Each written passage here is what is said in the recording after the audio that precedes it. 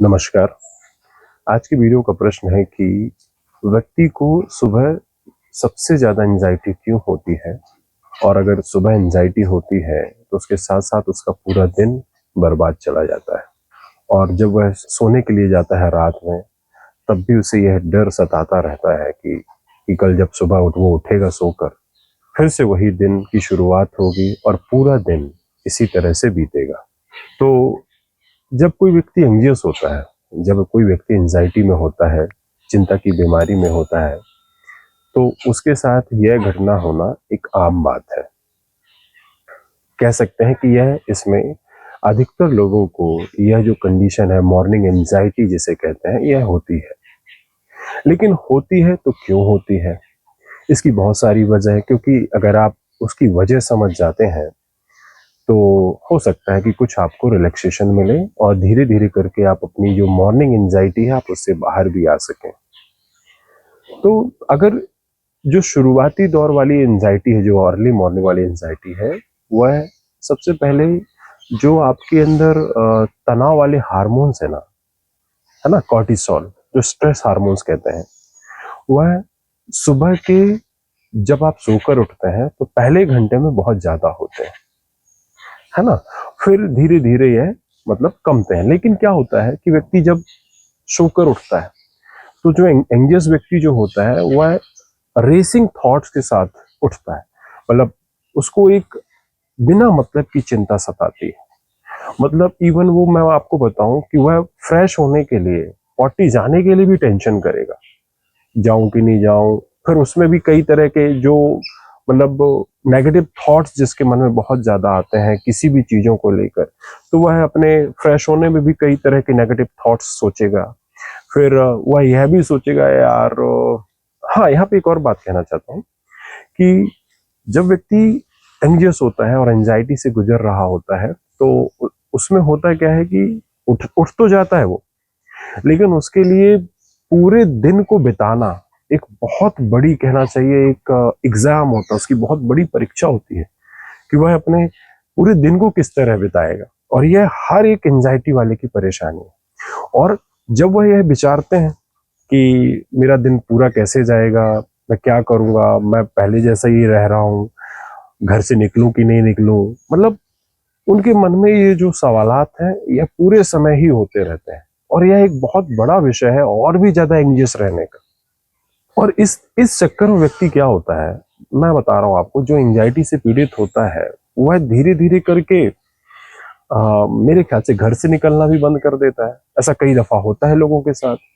मतलब उनके लिए कम घर से बाहर एक कदम निकालना बहुत बड़ी बात होती है। और कहना चाहिए उन्हें हर समय एक अजीब सा डर सताता रहता है। अब ऐसे में तो जो अलग अलग व्यक्तियों को अलग अलग सिम्टम्स होते हैं। ऐसा जरूरी नहीं है कि हर एक व्यक्ति को एक ही जैसे सिम्टम्स हो जब वो एंजाइटी से पीड़ित होता है। बहुत सारी चीजें हैं जो एंजाइटी में होती हैं। अब क्या करना चाहिए कि जिसकी वजह से आपको मॉर्निंग की एंजाइटी ना हो और आप एकदम धीरे धीरे करके रिलैक्स हो जाए। यहाँ पर एक बात बहुत गौर से सुन लें कि जब आप रात में एंग्जियस होकर सोते हैं, मतलब अपने साथ बहुत सारी नेगेटिव थॉट्स लेकर और बहुत तेज रफ्तार वाले मन के साथ आप बिस्तर पे जाते हैं और सोने की कोशिश करते हैं और सो जाते हैं, तो संभवतः जब आप दूसरे दिन सुबह उठेंगे तो देखिएगा आप बहुत ज्यादा एंजाइटी को महसूस करेंगे, क्योंकि आप रात में किस तरह से सोए थे, बहुत ही ज्यादा आपको रेसिंग थॉट्स के साथ सोए थे, एंग्जियस होकर सोए थे, बहुत सारी नेगेटिव थॉट्स को लेकर सोए थे। तो कहीं ना कहीं रात भर वो मन की जो रफ्तार है वो चलती रहती है, और जिससे और भी ज्यादा आपके अंदर स्ट्रेस हार्मोन्स जन्म लेते हैं और यह सुबह और भी ज्यादा आपको बढ़कर मिलते हैं। तब आपका जो रेसिंग थॉट्स है, जो विचार है, वो बहुत ही ज्यादा दौड़ते हैं। फिर आप उन विचारों के पीछे दौड़ते हैं और बहुत ही ज्यादा दौड़ते हैं।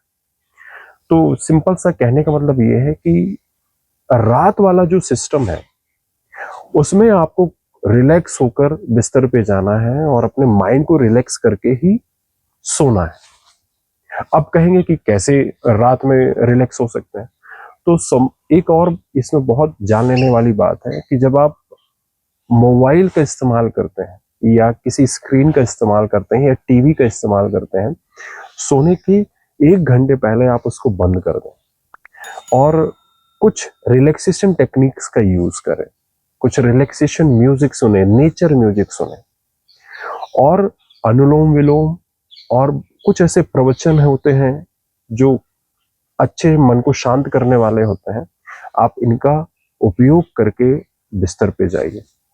और जब आप बिस्तर में सोने जाएं तो उसके पहले हल्की हल्की जो डीप ब्रीथिंग है वो भी कौन सी वाली, साक्षी भाव वाली, मतलब आप अपने सांस को देख रहे हैं आते जाते, यह कर कर सोते समय नाक में रोगन बादाम तेल की 3-3 बूंदें जरूर डालें। यह कहना चाहिए आपके थोड़ा नर्वस सिस्टम को काम करेगा, बहुत अच्छा है, बहुत अच्छा होता है रोगन बादाम तेल। यह आपके मस्तिष्क को मजबूत करेगा और एंजाइटी को भी ठीक करने में आपकी मदद करेगा।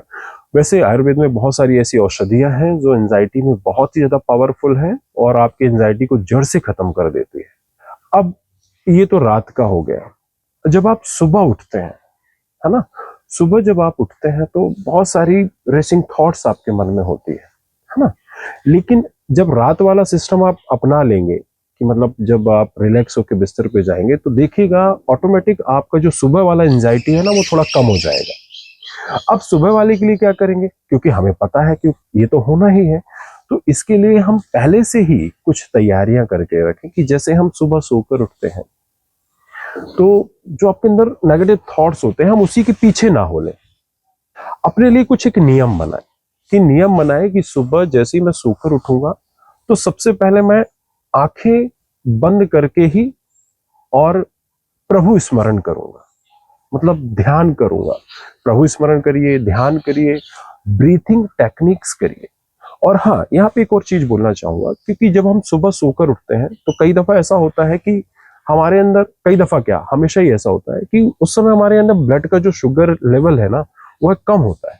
यह भी हमारी एंजाइटी और एंग्जियसपन के लिए जिम्मेदार होता है, मतलब यह भी एक कारण होता है एंजाइटी का, मॉर्निंग एंजाइटी का। तो इसमें करना क्या है आपको कि जब आप सुबह उठते हैं तो सबसे पहले तो आप रिलैक्सेशन टेक्निक के साथ उठिए, डीप ब्रीथिंग करिए, प्रभु भजन करिए, है ना, थोड़ा बहुत लॉफिंग थेरेपी करिए अपनी। इससे आपको यहाँ पर आराम मिलना शुरू हो जाएगा। अब मैं बताता हूँ कि जैसे आप ब्रश करते हैं, ब्रश करने के बाद आप क्या करें, सर्वप्रथम जो भी आप जैसे अगर गिलोय लेते हैं या एलोवेरा लेते हैं तो आप यह ले सकते हैं। इसके बाद आपको क्या करना है कि एक जैसे जो डेट्स होते हैं, खजूर जिसको कहते हैं, उसमें नॉर्मल शुगर होती है। अगर आप डेट्स का उपयोग करेंगे, एक डेट्स खाते हैं, तो यह कहीं ना कहीं आपके लिए बहुत ही ज्यादा फायदेमंद रहेगी। यकीन मानिए, बहुत ही ज्यादा फायदेमंद रहेगी। आपके ब्लड शुगर लेवल को भी स्ट्रॉन्ग करेगा, स्पाइक करेगा और आपकी धीरे धीरे एंजाइटी को भी खत्म करने में आपकी मदद करेगा। लेकिन जो व्यक्ति कहना चाहिए शुगर की बीमारी से पीड़ित है ना, वह इसका इस्तेमाल ना करें, कुछ दूसरी औषधि का इस्तेमाल करें, है ना, कुछ दूसरी टेक्निक्स का इस्तेमाल करें, ठीक है।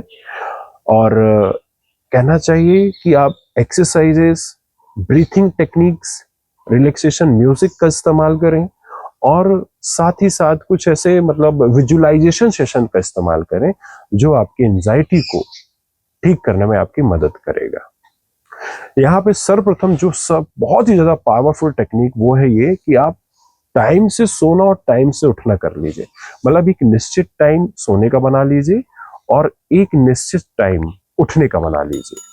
यह आपकी एंजाइटी को हील करने में आपकी बहुत ज्यादा मदद करेगा। देखो, शुरुआती तौर पे आपको थोड़ा सा दिक्कत आएगी जब आप एक निश्चित टाइम सोने और उठने का बनाएंगे, लेकिन धीरे धीरे जैसे जैसे आपकी आदत बन जाएगी आप इसमें रमने लगेंगे और आपका जो बायो क्लॉक है वह सेट होने लगेगा और कहीं ना कहीं आपकी एंजाइटी पे भी यह काम करेगा।